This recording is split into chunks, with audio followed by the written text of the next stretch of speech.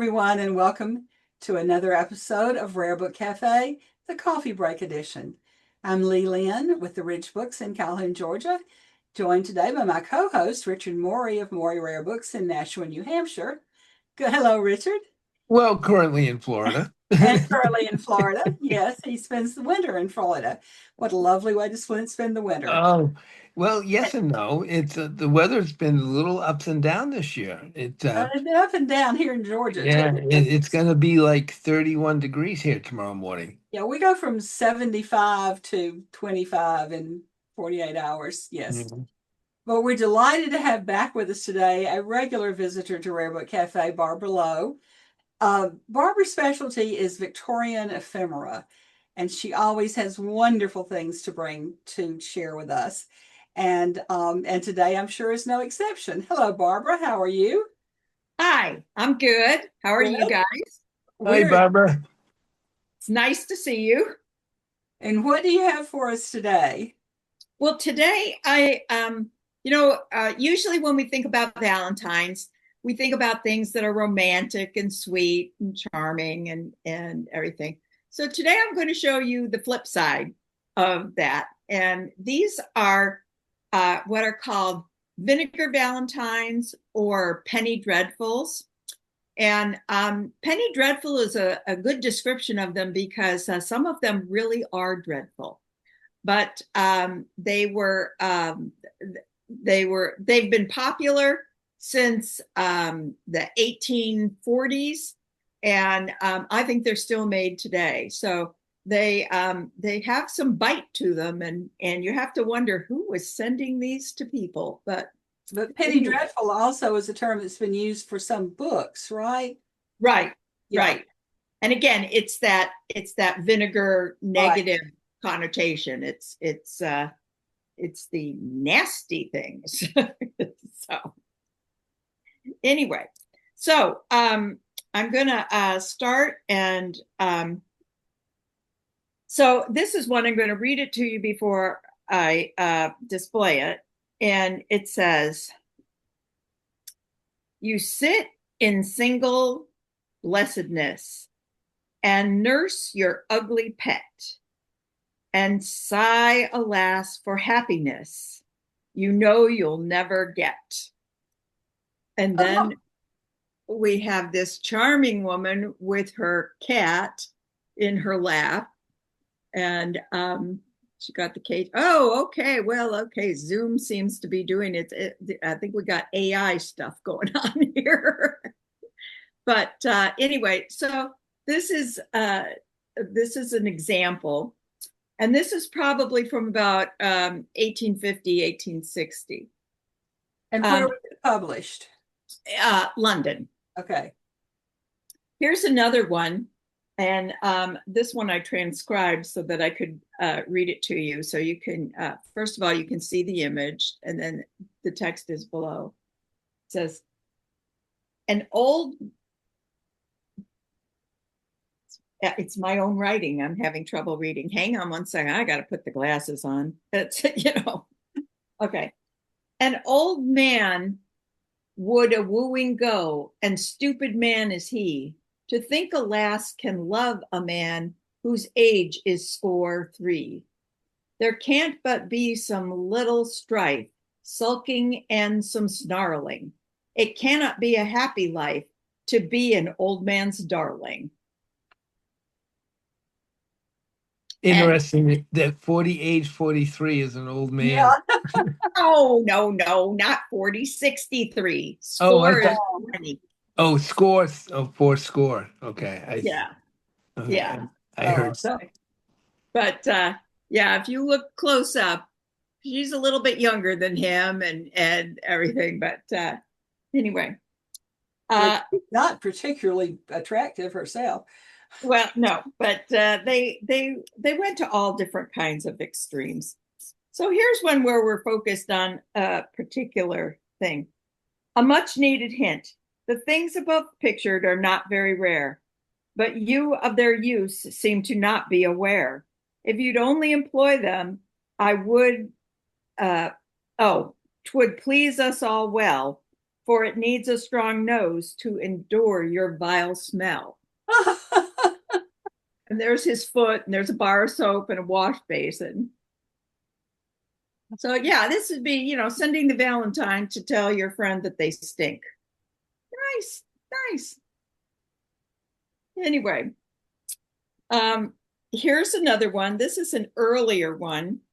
Not only were they kind of nasty, but in this case, we're going for a little racism too.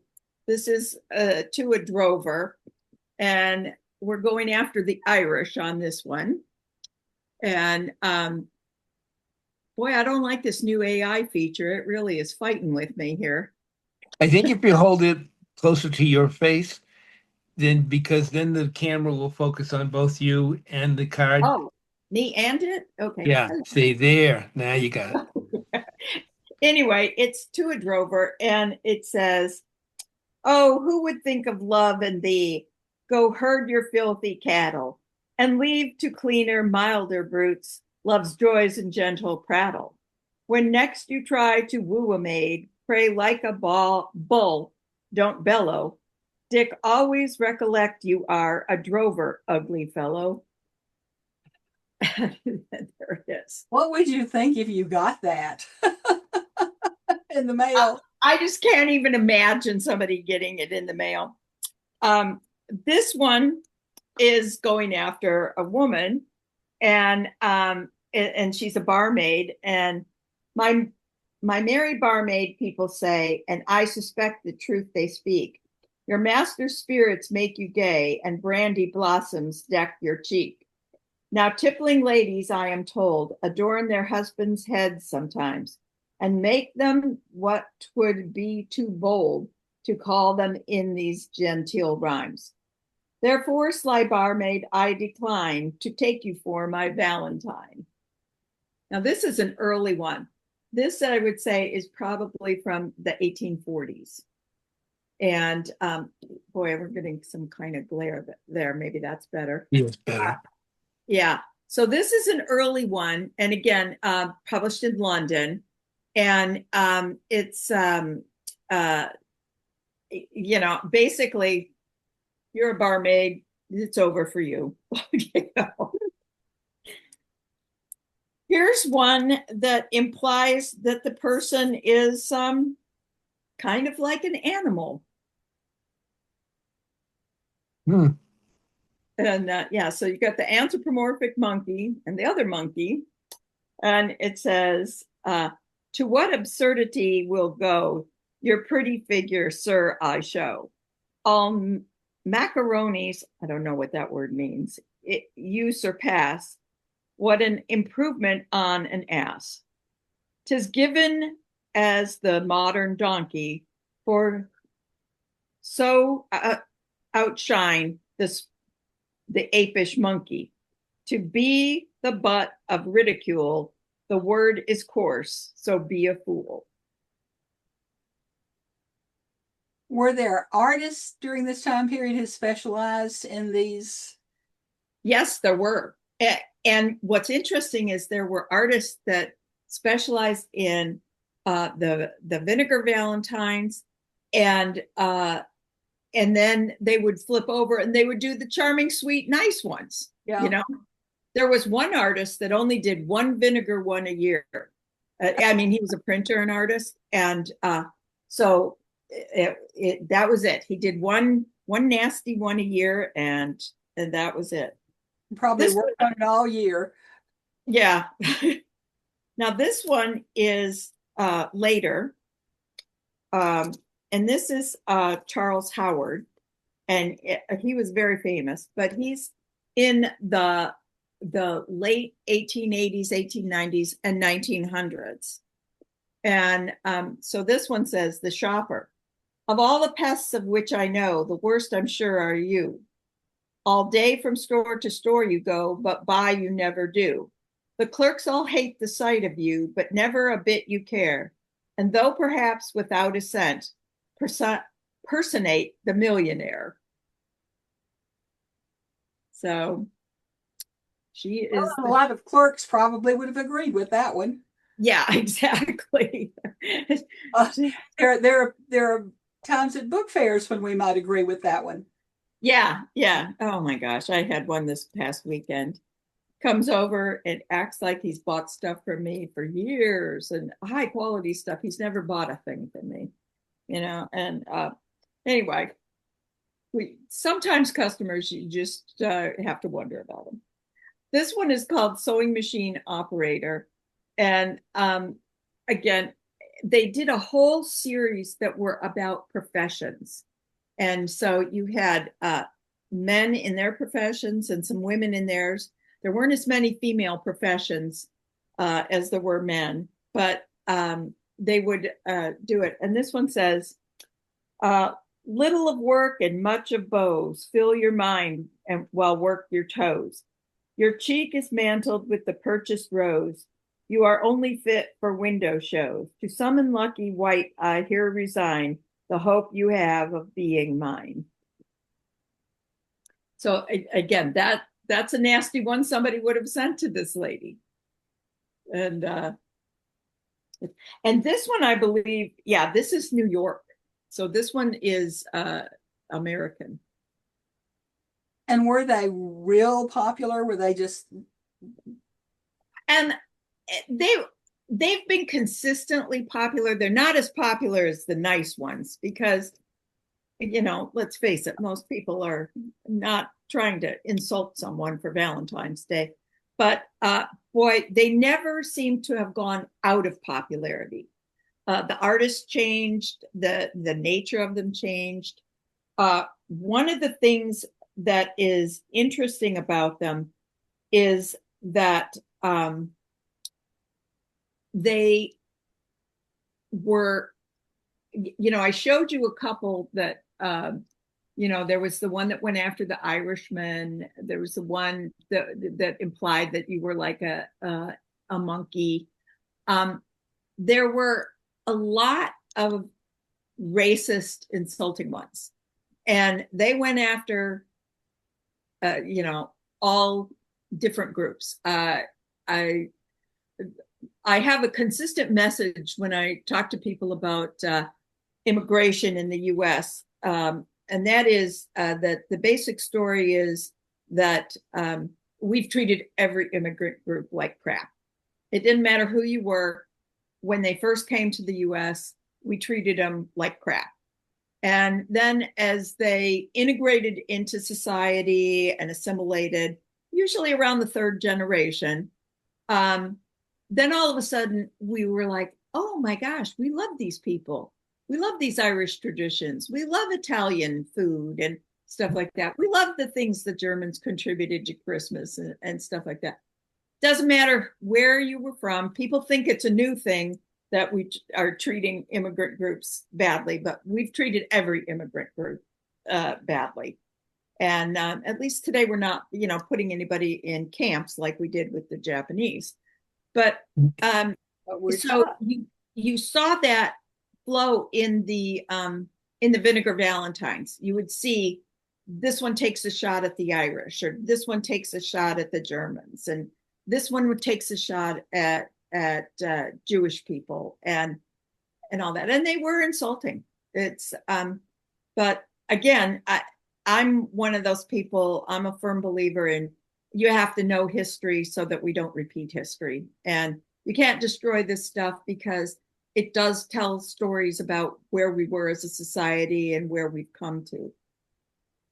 So were they popular? Yeah, but not like the romantic ones. I assume that some people might have sent them to close friends as a joke, thinking they would find them amusing. I don't know whether they did or not. I would assume this one with the foot and the stinky foot. That's probably something you would send to a friend as a joke. Yeah, but not the monkey one. Not the monkey one. Not the Irish one. And the one with the barmaid, there were this one's not bad. Honestly, I have to say this one's really good. There are some where they would show a woman on a swing, and she's up on the swing, and the guy is down underneath looking up her skirt and saying, "Oh, what a slut," you know. And they might not have used that word, but that was the basic message. And so there were a lot of sexual overtones in some of these Vinegar Valentines. And it was just, it's a niche within the Valentine area, but it's a niche that's got some negative vibes about it, to say the least. Here's one where we've got, this is the last one that I pulled, and it's, I'll show it to you first. Here he is out shooting, and it says, "Now I'm sure it's a shame you should have harmless birds make game, but in some cases it is true, the little birds make game of you." And so it's just, you know, insulting his hunting ability. And so, and again, that one is also from London. So it's, you have to know that this period of time, most of these were done in England. And the Americans, printers were getting started, but they were focusing on the romantic, sweet ones. We think of Esther Howland, we think of you know, there's printers in New York and Philadelphia and everything, but they were more geared towards the nice, sweet ones at the end of the 19th century. And you started to see vinegar ones printed here more as we got into the 20th century. Well, it's always good to find out new stuff from you, Barbara, because but like when we had about the vaccines and the postcards about the vaccines, that was certainly new information for us. And I know that you were planning to do another feature on the romantic ones for us closer to Valentine's. Yes, we'll do a nice one as we get closer to Valentine's. Right. Well, we thank you so much for bringing the Vinegar Valentines to us today, and look forward to having you again soon and to seeing you in Florida. Okay. Guess we'll be next to each other again this year. I think we'll be next to each other in St. Petersburg. Yeah. So, and that's not that far away. No, it's not. No, it's not. All right. Good to see you all. And hopefully you'll all come see us in St. Petersburg at the Florida Antiquarian Book Fair. And I just want to put in a plug that the Ephemerist Society of America is, we have our conference in Greenwich, Connecticut, 2 weeks after the Florida Fair, but we are having a virtual preview event the first Wednesday in February. And so our theme this year is how ephemera shapes America. And so it's about different areas where ephemera really kind of helped carry forward what was going on in the nation. Yeah. And similar to our theme in Florida. Yeah. You know, I think everybody in the country for every society is doing that theme, but hey, we've made it 250 years, so we might as well celebrate it. Right. Well, so thank you everyone. Thanks, and we'll see you soon. Being with us today. Okay. Cafe Coffee Break Edition is brought to you through the Florida Antiquarian Book Fair, which is coming up the first full weekend in March. We'll all be there. And also to remind you that Richard and I will be at the Atlanta Book Fair, sponsored by Fine Book Fairs. Fine Book Fairs. Fine Book Fairs on the weekend before Florida. So it's going to be a busy season for all of us. And thank you so much for being with us. And you'll find us on Facebook, Instagram, YouTube, and also where podcasts, if you want to just listen to us, you can do that as well. So thanks for being with us, and we'll see you again next time. Take care, and see you, everyone. Bye-bye.